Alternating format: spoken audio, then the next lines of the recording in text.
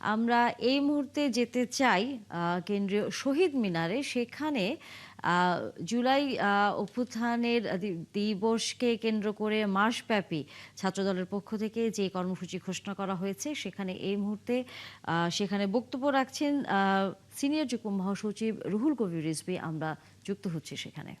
দীর্ঘ ফ্যাসিবাদ বিরোধী আন্দোলনের যে সকল জি তানিয়া, আপনি দেখছেন যে একটু আগে কিন্তু রুহুল কবির রিজভী তিনি বক্তব্য শেষ করেছেন এবং বক্তব্য শেষ পর্যায়ে কিন্তু আমরা দেখছি যে মোমবাতি প্রজ্বলন করিয়েছেন এবং মোমবাতি প্রজ্বলনের এই মুহূর্তে কিন্তু আমরা রয়েছি এবং সেটি কিন্তু দেখতে পাচ্ছেন, যদি একটু দেখানোর চেষ্টা করি যে দেখতে পাচ্ছেন সবার হাতে হাতেই কিন্তু মোমবাতি প্রজ্বলন করছে। এটি হচ্ছে 2024 সালে জুলাইয়ের গণঅভ্যুত্থানে যে শহীদ হয়েছে এবং জুলাইতে যারা শহীদ হয়েছে তাদেরকে স্মরণ করেই মূলত এই আজকের আয়োজন করছে জাতীয়তাবাদী দল ছাত্র দলের পক্ষ থেকে যে এই আয়োজনটি করেছে এবং এই মুহূর্তে আমরা সেটি দেখছিলাম এবং রুহুল কবির রিজভী তিনি এখানে প্রধান অতিথি হিসেবে এখানে থেকে তিনি কিন্তু বক্তব্য দিয়েছিলেন এবং সবার হাতে হাতে দেখতে পাচ্ছেন যে মোমবাতি প্রজ্বলনের যেই দৃশ্য সেই দৃশ্য দেখতে পাচ্ছেন এবং ছাত্র দলের সভাপতি তিনি বলেছেন যে প্রতি বছরই এই জুলাই শহীদদের প্রতি শ্রদ্ধা জানিয়ে তারা এই কর্মসূচি দিয়ে থাকবেন এবং প্রতি বছর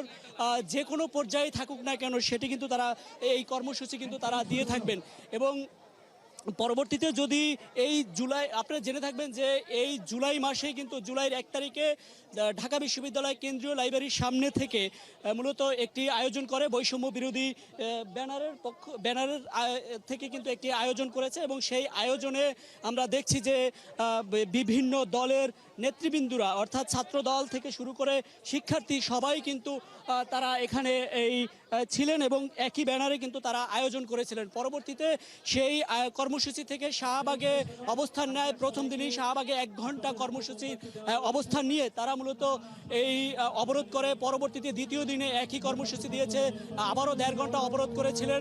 পরবর্তীতে তারা বেশ লাগাতার কর্মসূচি দিয়েছিল। এক পর্যায়ে 36 দিনের কর্মসূচিতে তারা এই সর্বশেষ ফলাফল যেটি দেখতে পেয়েছি যে 36 দিনের মাথায় অর্থাৎ 5ই আগস্টের সময় কিন্তু এই শেখ হাসিনাকে হটাতে সক্ষম হয়েছে। পরবর্তীতে এই একটি নতুন করে গণঅভ্যুত্থানের সূচনা হয়েছে সেটি আমরা দেখছিলাম এবং এই মুহূর্তে যদি দেখছেন যে সেটি হচ্ছে যে এই আয়োজনটিকে ঘিরে কিন্তু আমরা দেখছি যে ছাত্র দলের সভাপতি সম্পাদক সহ যেই রুহুল কবির রিজভী তিনি এসেছেন এবং তিনি কিন্তু এখানে বক্তব্য রেখেছেন এবং এই পর্যায়ে আমরা দেখছি যে জাতীয় সঙ্গীত সহ বিভিন্ন যেই দেশাত্মবোধক গানের মাধ্যমে কিন্তু কোরআন তেলাওয়াতের মাধ্যমে শুরু করেছিল এবং 11টা নাগাদ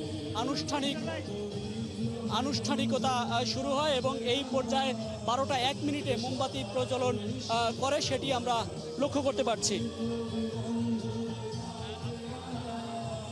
তানিয়া, এই ছিল সর্বশেষ সংবাদ আমার কাছে এবং পরবর্তীতে আবারও জানানোর চেষ্টা করব।